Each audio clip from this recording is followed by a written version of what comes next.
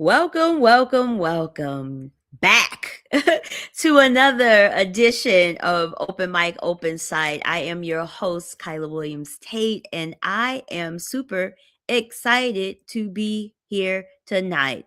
I am excited for a variety of reasons, not only being here tonight, but what we're going to be talking about tonight is going to be another good show, artistically inspired and influenced. And I'm so happy that you have joined us tonight or are watching this on the replay. So, again, good evening, everyone. Welcome to season 2 of Open Mic, Open Site. I am your host, Kyla Williams Tate, and I am glad that you're here. I want to start by giving a quick shout out to the person in the background who makes all of the things possible and makes all of the things show up on the screen, etc. My super producer, Jordan. Let's give a big round of applause to Jordan. Yes. We appreciate him keeping all things moving smoothly. And every time we do a live show, making sure that it's an enjoyable one. I also want to take a moment to thank our season 2 premiere artist, Daniel Gray Kantar. If you have not watched the episode, season 2, episode 1, around origins. That was our theme for last month. You need to get in there and watch that episode. Daniel was amazing. He spoke a lot about home spacing and his Black home space theoretical framework. He brought poetry and theory and presence and power into the space as we celebrated last month, National Poetry Month. So check out that episode. You won't be disappointed. So thank you again, Daniel. Truly, it was an honor.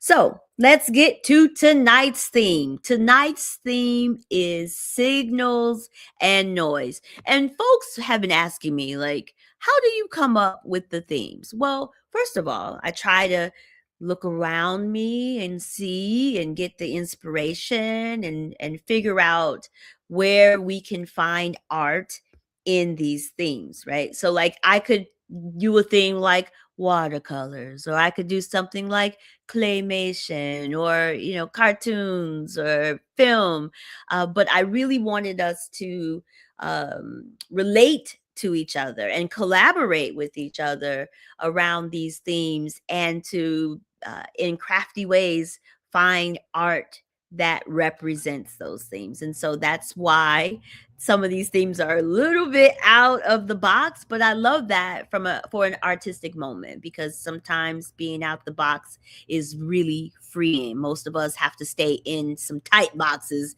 and it's crushing our creativity. So tonight we're going to talk about signals and noise. And this is creative work that's inspired by communication, messages, technology, or miscommunication, and the ways that we all are trying to be heard. We live in a moment of extraordinary volume. Let me tell you, there is so much noise circling around us, so much conversation, so many text messages, so many emails, so much social media interaction.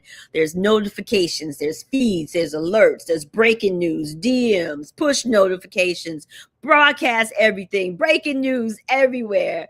And in the middle of all that noise, there are signals, right? Quiet ones, old ones, urgent ones, forgotten ones. So tonight, we're going to explore some of those signals together. Some of them come from grandmama's kitchens. Some of that from the sound of rain through headphones at 2 a.m. in the morning. Some from cardboard signs held up at the edge of an intersection. And some from the hands of young people writing their way out of places that try to make them disappear.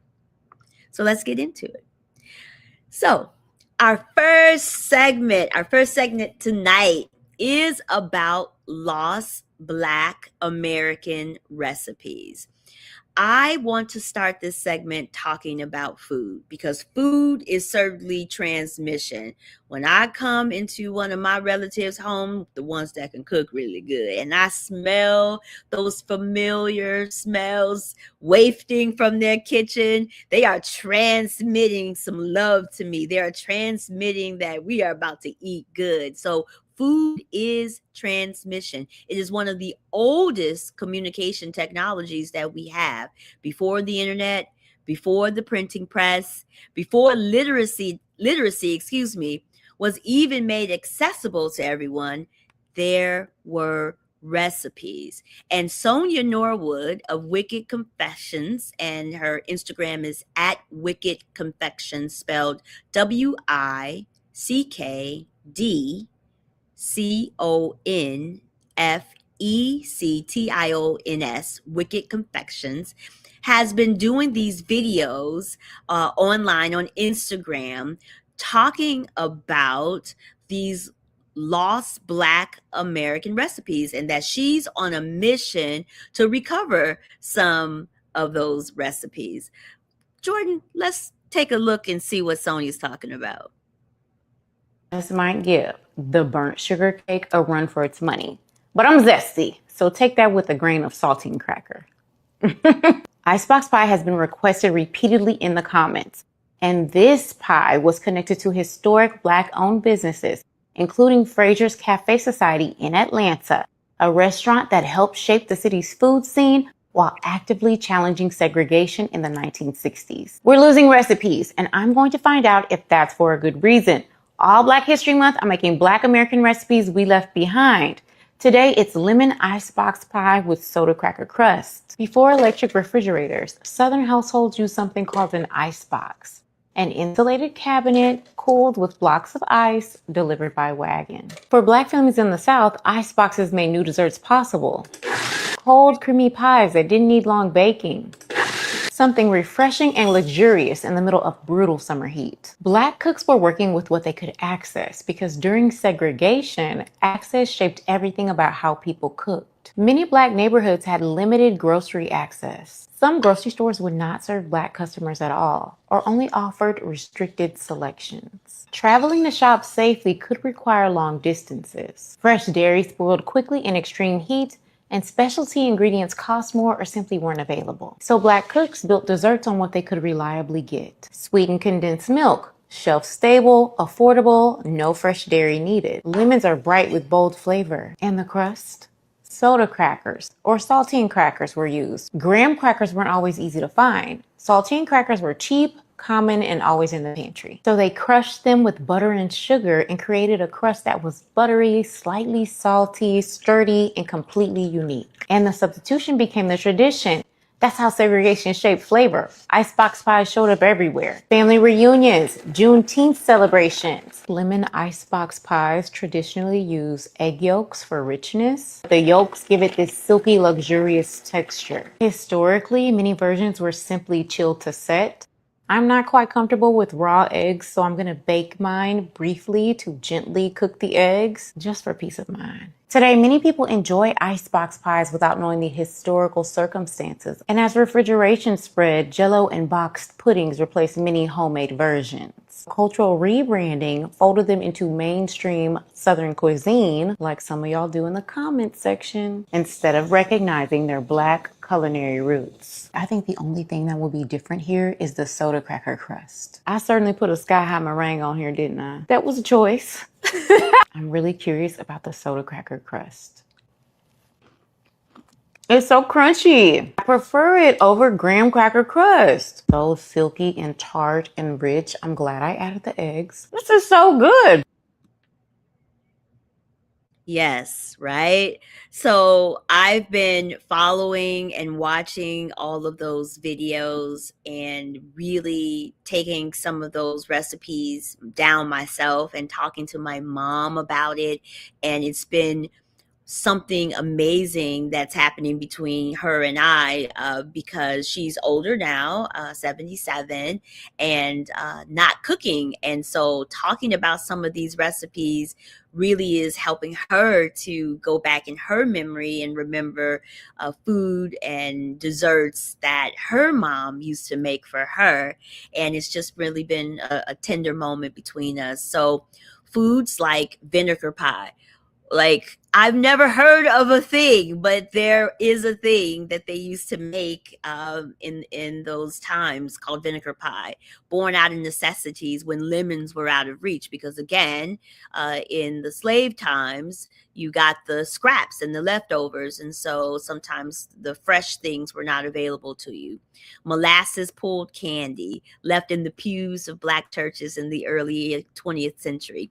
Burnt sugar cake, which I made and is one of the best things I've had this year. Sweet potato butter, banana croquettes. I've never heard of any of these things, but Sonia Norwood is helping me to get back in touch. And I hope that you start following her too and getting some of these lost Black American recipes. These recipes existed long before they were ever written down. They've lived in bodies and memories of people whose stories were systemically excluded from the official record. And if you follow me on LinkedIn and some of my other channels, you know that archival history is something that's super important to me. So, Sonia, first of all, great job for doing this and taking up this cause. She said something really meaningful that has stayed with me in one of the episodes. She says that because we go through the day and do certain things and then we don't know why we're doing it. So she said that, and that really like stood with me. Like when I warm the oil before I put my cornbread into it, that's a transmission. I saw my mother do it that way. She never instructed me to do it that way, but I saw her do it that way. So when it was time for me to make my own cornbread, I of course warmed the oil. I poured the warm oil into the cornbread batter, mix it up, and then pour it in that hot grease pan so that it makes a nice crust. That's transmission. So when we talk about transmission of communication, we ask ourselves, who sent that signal? And for me, that was from my mom. And how did it get to us? It got to me through watching her cook a recipe that she probably likely got from her mother. And was there noise that might have tried to drown that out? For sure. It's called Jiffy Mix, okay? Now, Jiffy Mix gets it done when you need to get cornbread quickly. But when you want that down home soulful cornbread, that recipe that has been passed down from my mom is the way to go. It does make a difference and it tastes way better than Jiffy. And what do we do when the original signal is barely audible? Okay. So, like when we're talking about cooking, everything is fast food, whether it's being delivered to you, where you're picking it up yourself, or even when you're going to the grocery store.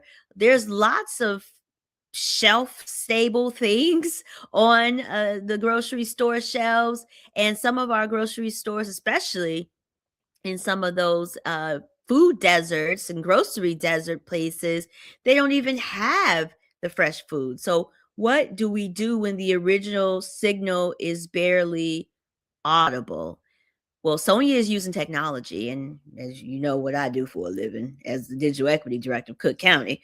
So, using technology is a way to help us to amplify the signal, specifically social media, Instagram, video. These are amplification of signals that were never meant to disappear in the first place. So, Sonia has millions of views on her videos. People are leaving comments about what their grandmothers made and about memories they know that they didn't even know that they still had.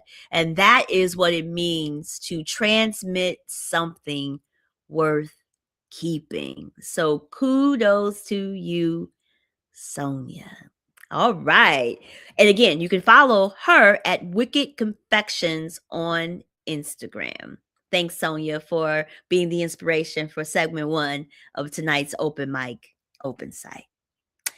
All right. So we are now going to move into the second segment of tonight.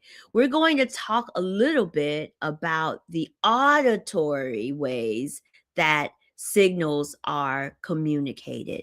So for our next segment, we are going to talk about, and let me do it right, ASMR.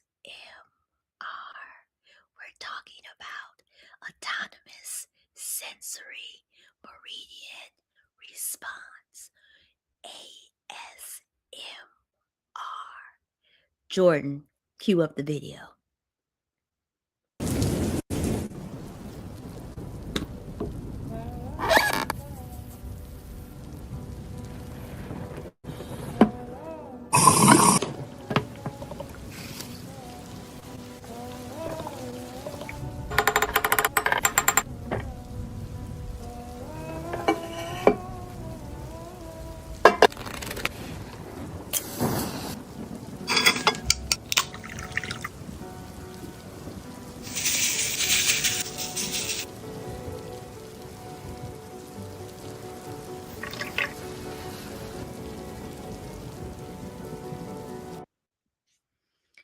So I found this video, and there's many videos, of course, that come online in your social media feeds with ASMR. And when I initially was introduced to it many, many, many years ago, I was thinking, why are these people whispering? Like, are they trying to, be enticing? Like, what is going on, and what is with all the noise and the clinks and the glasses and all that kind of stuff? And there's no words that are being used, which was interesting to me, to be drawn into a video with all the noises happening but no words happening. And all of that soft whispering, those tapping slowly on surfaces, carefully folding paper or ripping paper. And then you feel something kind of shift in your body, a kind of calm sometimes, a tingling, a quiet that moves in from your scalp and travels down your spine. That is ASMR. Again, autonomous sensory meridian response. It is the term that researchers gave to a very specific, very physical sensation that some people experience in response to certain sounds and to certain visuals. And I was really attracted to that video that we just shown because, one, it was a mom and her daughter, and that looked just like a beautiful time. Two, they were making art with salt, something that I had never seen before, and using paint to color the salt. And that was like super interesting to me, but also the aesthetics. It was pink, and the seltzer water that she was drinking was also pink, and just the colors, and even the music playing in the background, it just really made me feel calm, and it made me feel really interested, and I watched it a couple of different times. And so the triggers of ASMR do vary by person, but common ones include soft or whispered speech, slow, repetitive sounds like tapping or crinkling of some paper or scratches, the sound of someone performing a focused and careful task, gentle, deliberate movement on screen. And again, I didn't know this to be true, but according to research, not everyone experiences ASMR.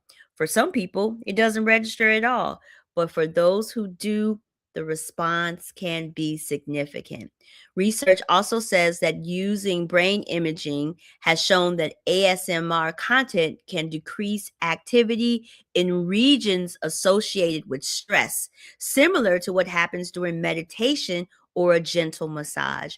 Now, I am a meditator. I meditate every morning, is how I start my morning. First thing I do when I get out of bed is meditate. It helps to set my purpose and intention for the day. So I can see why I was attracted to the ASMR. And also, what I find fascinating about it is that it's a communication form that's kind of intimate, right? And I don't mean like intimate in the romantic, sexual way, but many ASMR creators make direct eye contact with the camera. They may speak very softly as if you are the only person in the room. They simulate care and close personal attention, that is a signal, a very specific signal. It says that you are safe. It says that you are seen. It says that nothing is demanding anything from you right now, which for very busy people, being pulled in many different directions, what a gift to sit in the moment of 90 seconds and feel like nothing is being demanded from you in that moment. So, in a loud, very loud, and fragmented world, I think that message lands differently, certainly lands differently for me. So, that is ASMR. Now, the other end of the auditory signaling is ambient sounds. And I want to show you something different. It's the same idea, but different form. This is a video of 432 um, HZ's crystal singing bowls. So we're going to play this video and then I'll tell you what all of that means.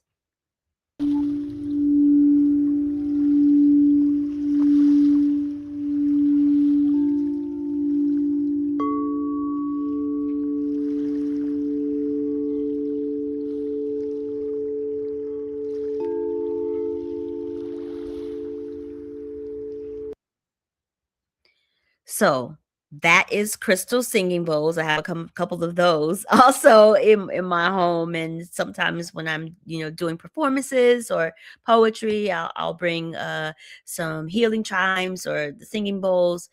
Those are instruments made from high purity quartz crystal.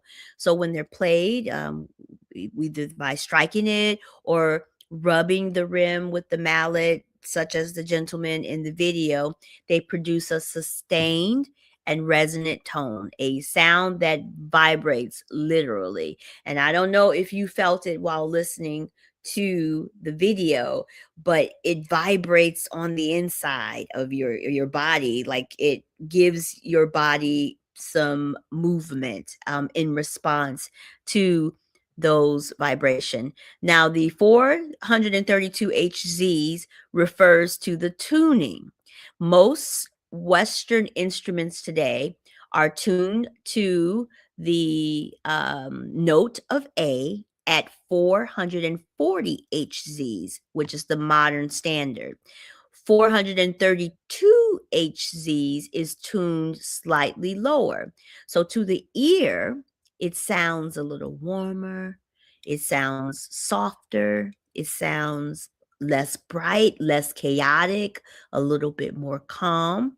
So sound healers and practitioners who work with crystal bowls often describe 432 HZs as more harmonious with the natural resonance of the body.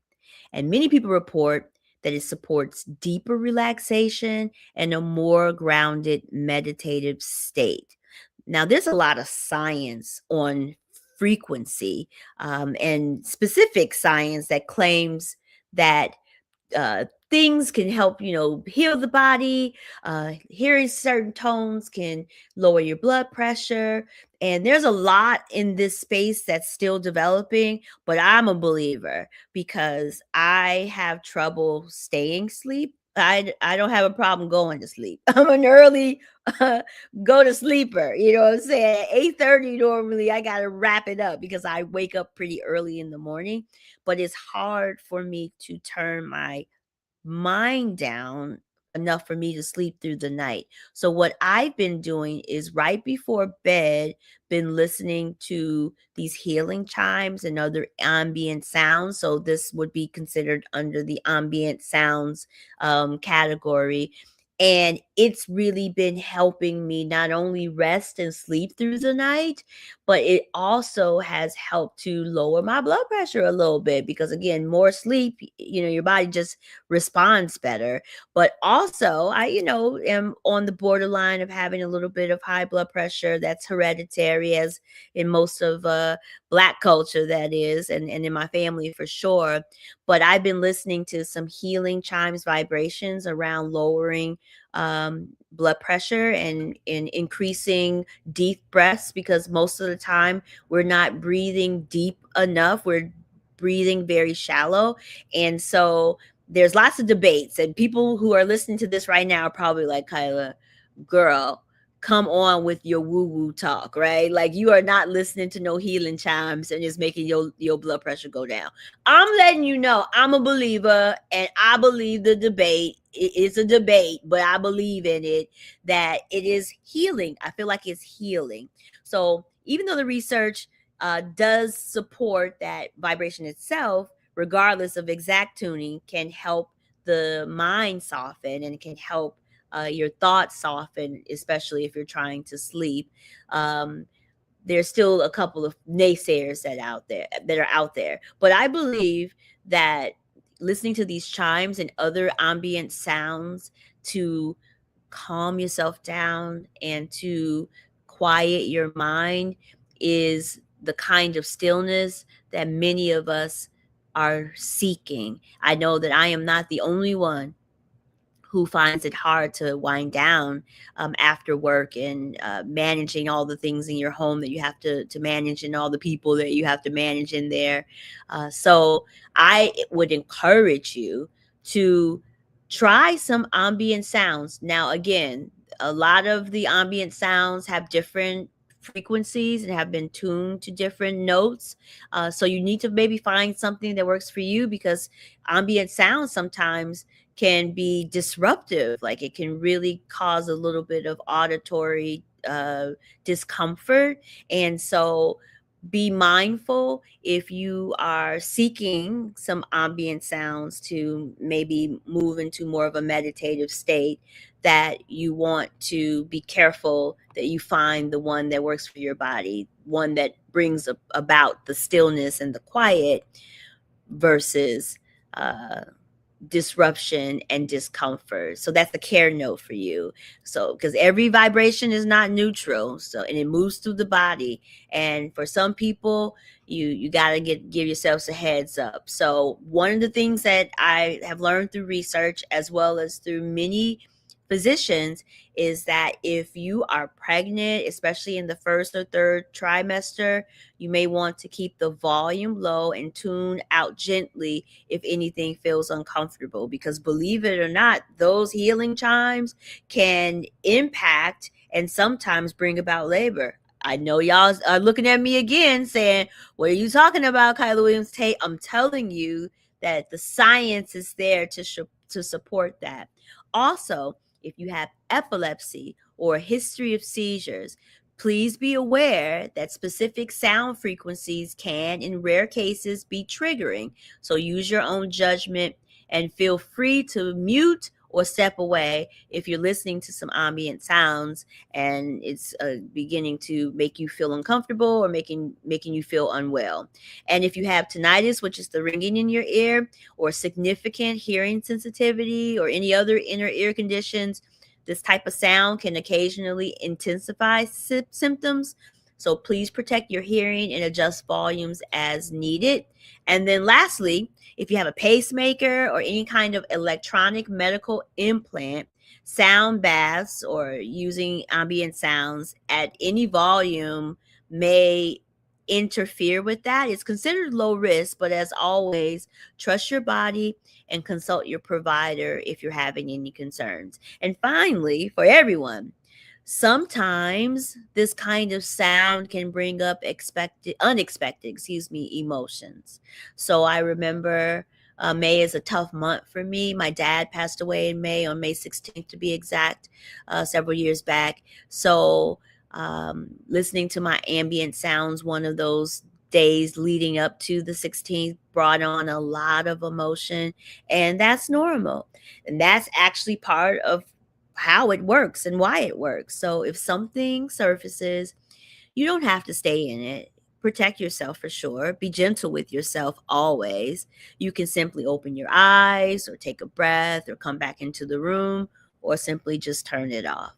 But I wanted to provide an opportunity for us to artistically explore both ASMR and the ambient sounds as an opportunity to see the art in sonically transmitting peace, stillness, and care. And so that is our second segment for this open mic, open site. I hope y'all are enjoying this conversation. I am like speaking some good stuff to myself that I'm like, I need to take a note about that for future references as I continue to move through this life's journey. So we're going to switch and change the script a little bit. We're going to move into our next segment for tonight, which I'm super excited to talk about. And I wanted to really explore something that I don't know that we talk enough about. We see them all the time, especially in this time because there's been a lot of protests as of late. But this notion that protest signs are art too. So let's talk about protest signs. If we're talking about signals, if we're talking about trying to be heard, there is nothing more direct than a person holding a message above their head in the middle of a street among a whole bunch of other folks, or even a small bunch of folks. So protest posters are one of the oldest forms of public communication that we have.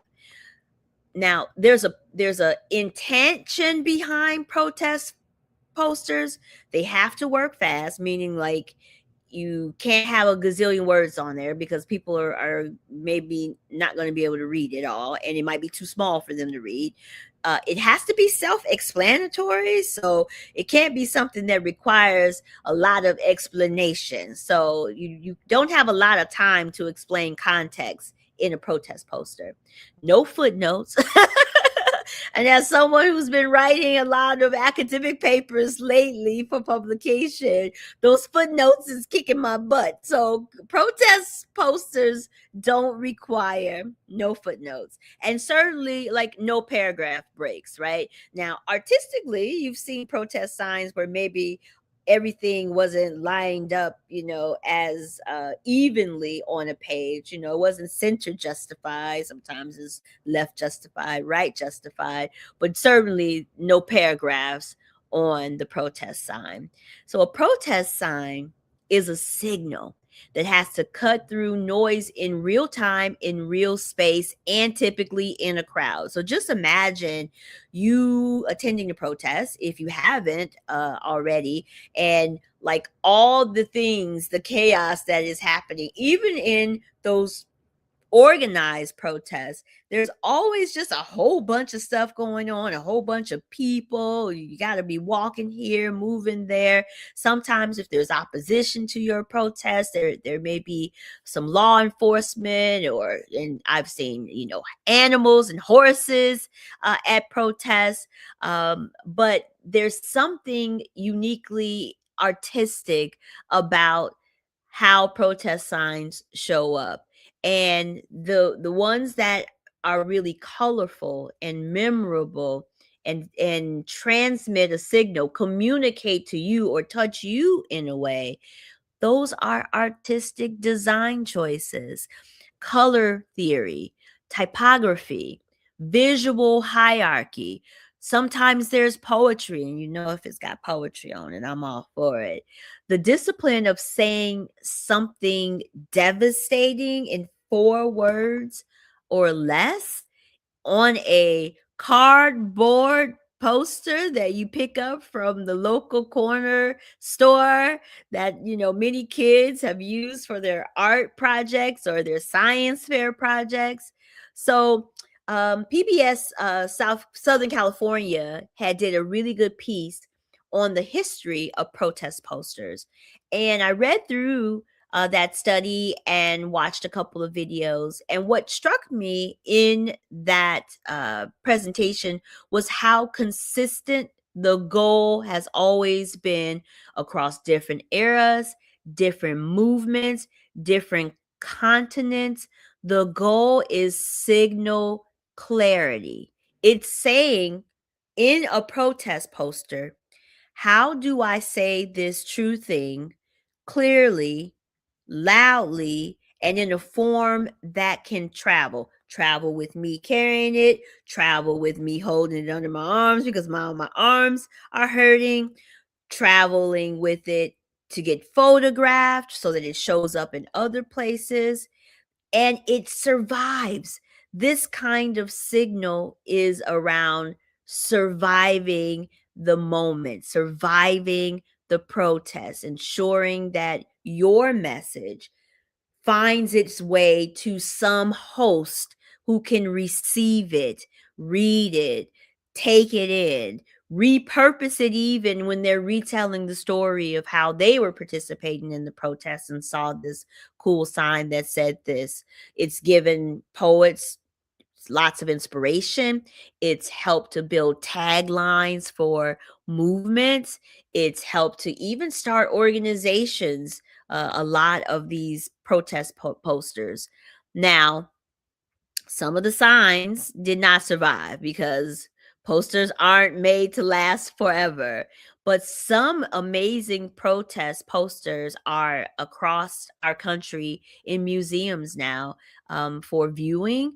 And I am just in search of all the places and spaces now that I have read this study around protest signs. So I want to know which museums here in the Chicagoland area have protest posters in it. And I wonder what museums where you are has protest posters in it. You should probably put that into the comment section so that if we're visiting your town, we know which museums or other places that display public art have protest signs, because I would love to see them and I think others might be interested in that. Protest posters are images that defined a moment. They are a timeline map, which I think is just amazing. You can take protest posters from the Prohibition era, all the way up until our current No Kings protests that have been going on. And those protest posters lined up sequentially tell a historical story about what is happening in your place, in my place, in history, in all places. It's a piece of cardboard and some marker or some paint doing the work of photography. And I think that is amazing. So, protest posters are indeed art. And if you have made a protest poster and have a picture of it, I would love to see it. So you can comment that if it's someplace that's hanging or someplace that we can see it. I would love to be able to reference that in the future and to attribute you to creating such a cool protest posters. And that is going to wrap up our third segment for Open Mic, Open Site. We are moving right on along tonight. I hope that you're enjoying what we are discussing. And if you are an artist that's interested in sharing your artistic viewpoint, your artistic creations, or just, wanting to talk a little bit about a couple of little things that are related to being a creativist or a creative or an artist or whatever you define yourself. Art here at Open Mic, Open Site, art is an expansive opportunity. So, however you describe yourself creatively, if you would love to present here on Open Mic Open Site, we would love to have you. We love having look company here on Open Mic Open Site. Certainly reach out to us. We want to hear from you and align you with one of our themes coming up for this second season. So, our last segment of Open Mic Open Site tonight is something that I am just in love with. I want to talk a little bit about zines and introduce you to an organization called the Stomping Grounds Literary Arts Initiative, because literacy is liberation and art is resistance. Okay. That should probably go on a protest poster somewhere. That might be my protest poster. So I want to end this tonight's segments, that is, with something that happened to me recently, and it's really stayed with me. I attended maybe 2 weeks ago the Empowering Justice convening hosted here by Illinois Humanities. Illinois Humanities is our Illinois statewide humanities organization. They do amazing work. Shout out to the Illinois Humanities team. And in that space, I was introduced to an organization called Stomping Grounds Literary Arts Initiative, or SGLAI for short. They were founded in April 2021 by award-winning teaching artist Elgin Bakari Smith, and they bring professional level workshops in creative writing, visual arts, and audio engineering inside juvenile detention centers in Chicago and in the suburbs. Their motto is literacy is liberation and art is resistance, which of course is now becoming my protest poster.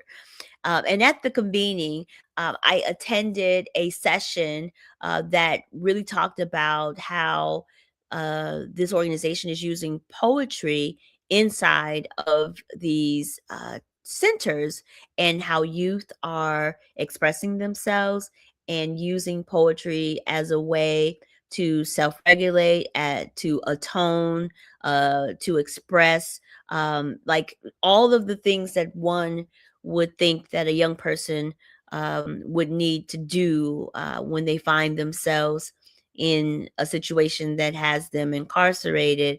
The quiet time gives you a lot of time to really think about who you are, who you aren't, what you want to do, what you would like to be, uh, better decision making going forward.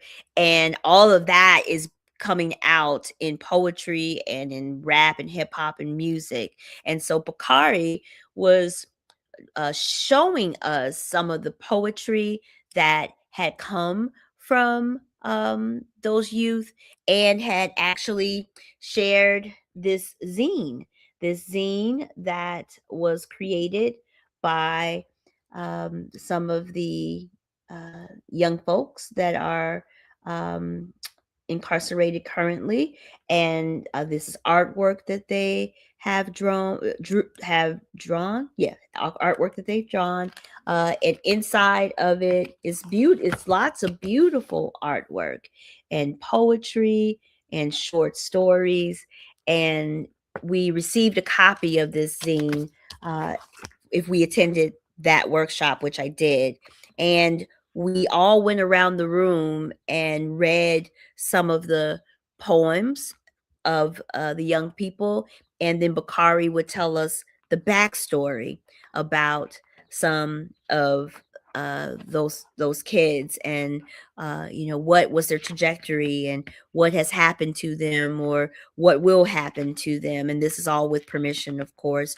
And then beautifully at the end of that, we wrote letters to those kids to let them know that we appreciated them sharing their art work with us, and being able to provide some words of encouragement for them as they continue to do whatever they got to do to atone and serve their time, and make amends, and continue to heal, right? Writing is such a healing space.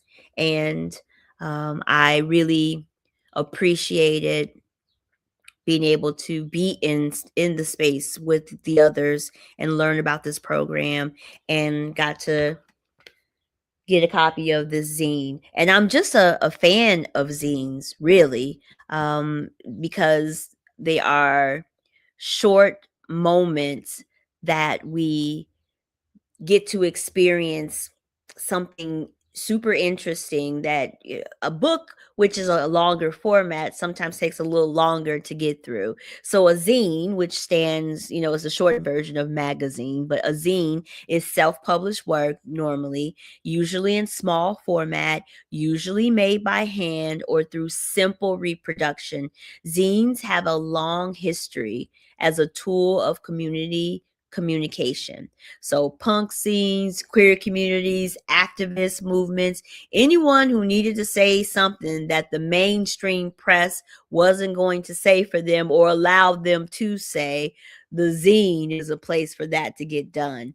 Zines are filled with poetry and artwork and other short stories and drawings, and all kinds of things can go into zines. And I have a couple of zines that I've picked up from some of the places and spaces that I've been. And this is I got this zine when I was at the Black Information Future Symposium in Seattle, Washington earlier this year. And I love this zine because it starts like this, and then you can unfold it, and then you keep on unfolding it, and it's got all kinds of cool things, and you can write in it yourself. So I love this little zine and have held on to it.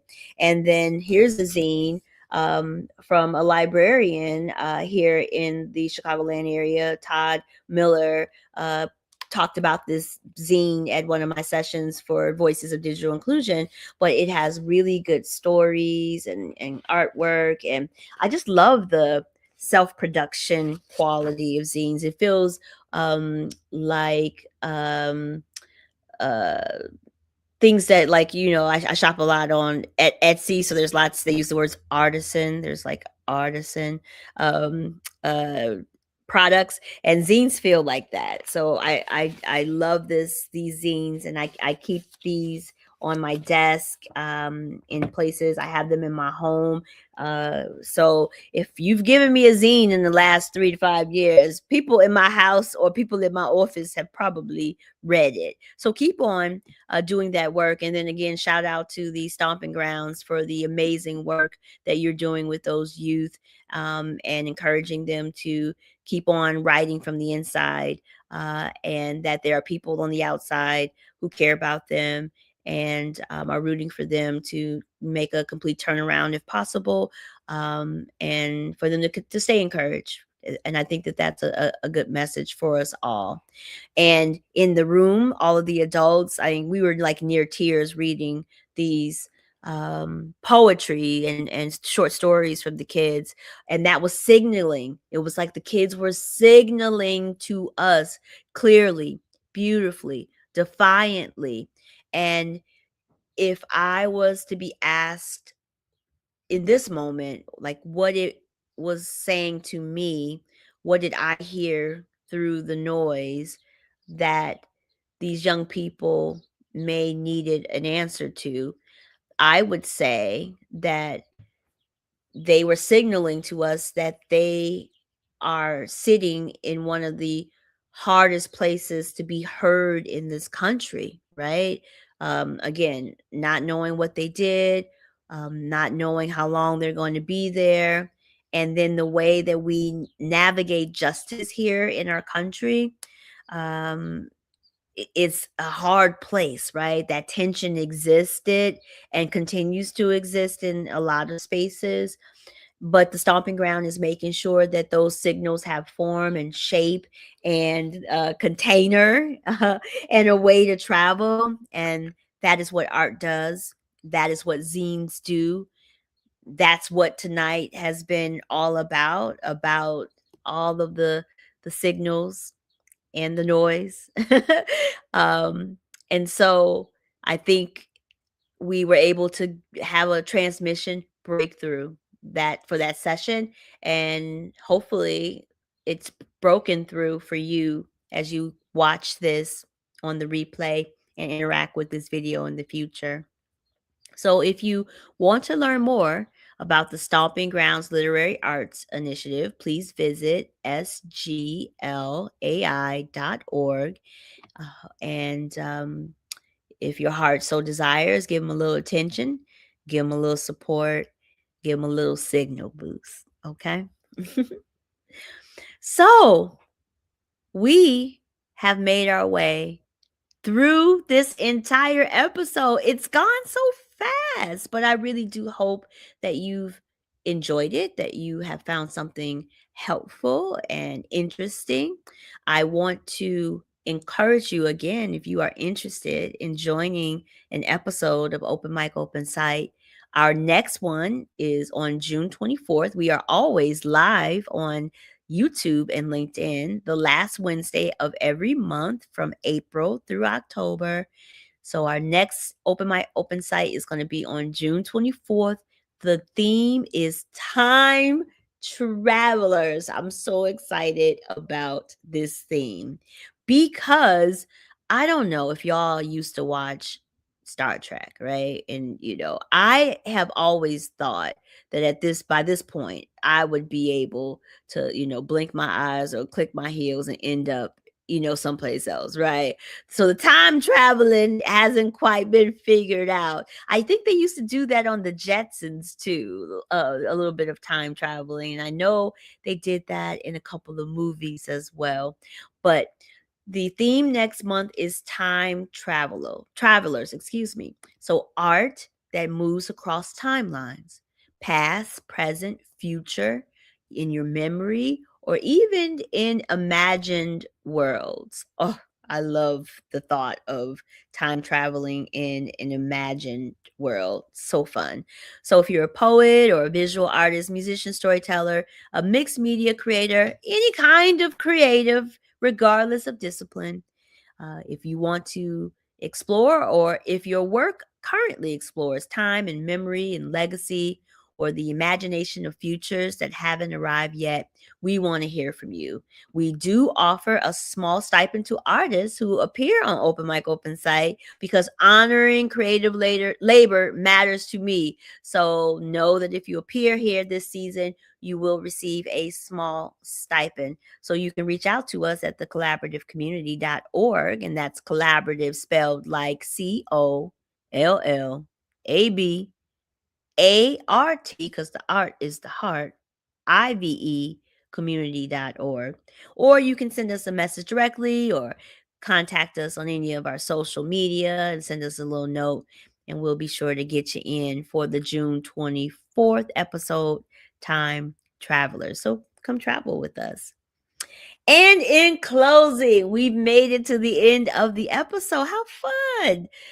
Tonight we talked about recipes as transmission, about sounds that carry calm across distance, about the art of the single urgent sentence held above a crowd, and about young people writing themselves into existence from places that may have tried to silence them. Signals and noise. What are you sending? Who is trying to send it? And what noise are you willing to cut through to get there? I don't think that those are rhetorical questions. I think that's the work. So, for everyone here tonight, thank you for being present. Thank you for witnessing. Thank you for listening. And a special thank you, always, always, to super producer Jordan for keeping all the things running and making sure all the clips and all the pictures and all the things showed up tonight. Again, if you want to stay connected to the collaborative community, you can visit us at collaborativecommunity.org. Until next time, please take care of yourselves, take care of each other, and stay tuned to the signals that matter. Good night.